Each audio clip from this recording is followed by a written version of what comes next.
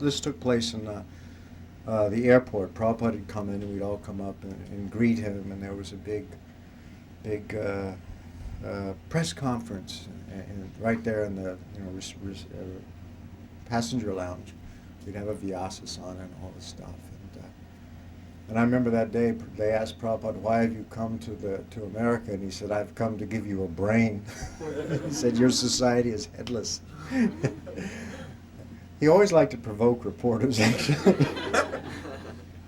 So then when the whole thing was, the press conference was over, then the long concourse, and Prabhupada was walking back, and we were all kind of strung out behind him down the concourse, and so I was falling about 12, 15 feet behind. And I could see coming at us this weird sight, which was a television reporter running, and linked to him by some wires was a guy with a minicam on his shoulder. Now in those days the minicams were not so mini; they were pretty big. So these guys are coming like this, with this huge camera, come running up toward us. And so they came up to Prabhupada. Prabhupada stopped, and so I ended up standing right next to Prabhupada. So one guy's trying to get his face together, and the other guy's unwinding the wires and everything. The Prabhupada just sitting there watching it, and finally he takes a microphone and he sticks it into Prabhupada's face, and he says, he's like this, how does your group differ from other Buddhists? And then Prabhupada was so cool. He looked at him without a moment's hesitation. He said, "We have nothing to do with this Hinduism or Buddhism. We are teaching the truth, and if you are truthful, you will accept it." And the guy was just speechless. He was utterly speechless. And I just want to point out there was two things going on in that conversation. One is, which always happened with reporters, the reporter is playing his little role as a reporter, and you're supposed to play the little role as an interviewee, and Prabhupada didn't buy into that structure at all. He was talking to this jiva, about his life and the meaning of it.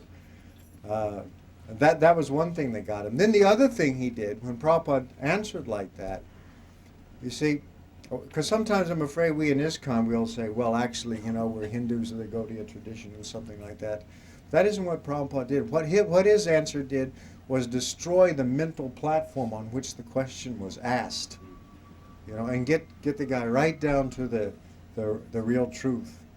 And so when I think of Prabhupada's teaching and how he taught, this instance always stays in my mind as an exemplar of how we should be and how we should preach and what we should do, and Prabhupada managed to do it in just a few words like that. So we always have to keep these things in mind. Thank you very much. Hare Krishna. Once having a darshan with Prabhupada on Henry Street, and it was interesting.